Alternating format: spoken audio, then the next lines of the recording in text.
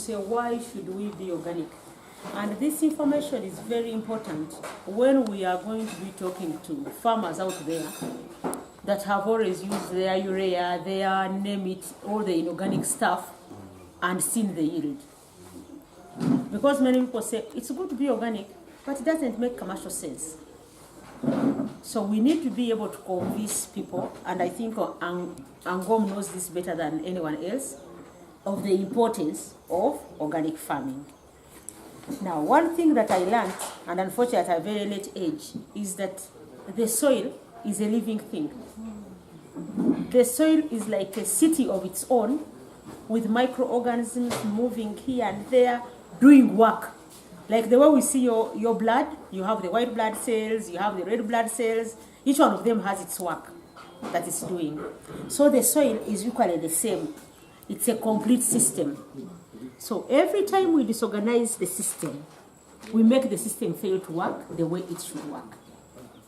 So there are microorganisms, the ones I talked about, like the mycorrhiza, which are supposed to attract nutrients, make it easier for the roots to absorb, and you have your plant growing happily.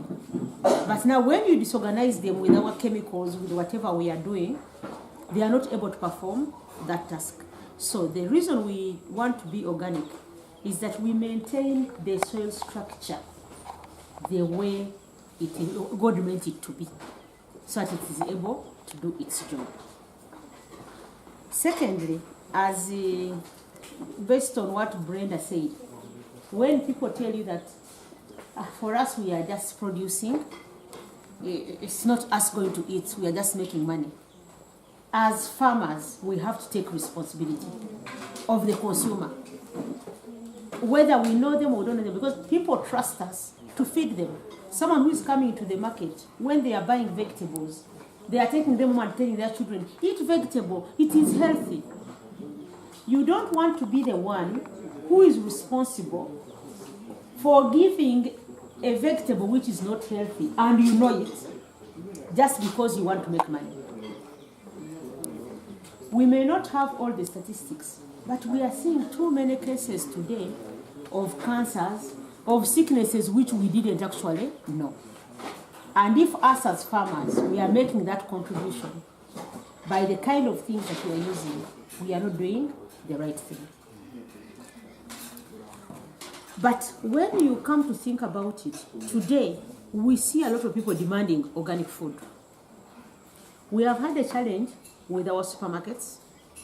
The supermarkets have refused to label. They have refused to give us a section for organic products. You see the tomatoes, when you bring organic tomatoes and what? They are not branding them as organic.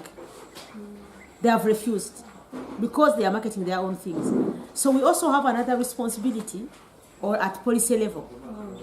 How do you advocate that something organic is known to be organic? Because the farmer has invested in a lot probably to make it organic.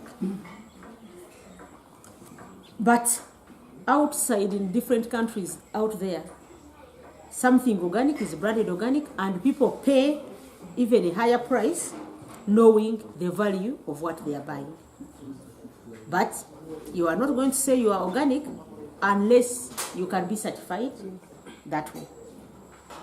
It is one thing to say I'm organic because I use an organic soil enhancer, but is that all to make you organic? What of the pesticide you used? What of the weed master you used? And that's the reason we said let us develop a comprehensive suite where as you start working on your weeds, you have a weed master. As you start planting, if you suspect your soil is not fertile, you have an enhancer. As your plants start growing and you want them to give you more flowers, more fruits, people in passion fruits are getting very few passion fruits, very few melon, you have a stimulant. But all of it is organic. If anybody wants to come and shake your plant, they'll be sure this plant is organic because it was never contaminated anywhere. The market is growing. In 2015, the market was worth 320 billion, the organic market. It is growing to the extent that people are saying that come 2025, most of the developed countries will be consuming only organic. And who is going to produce the organic food?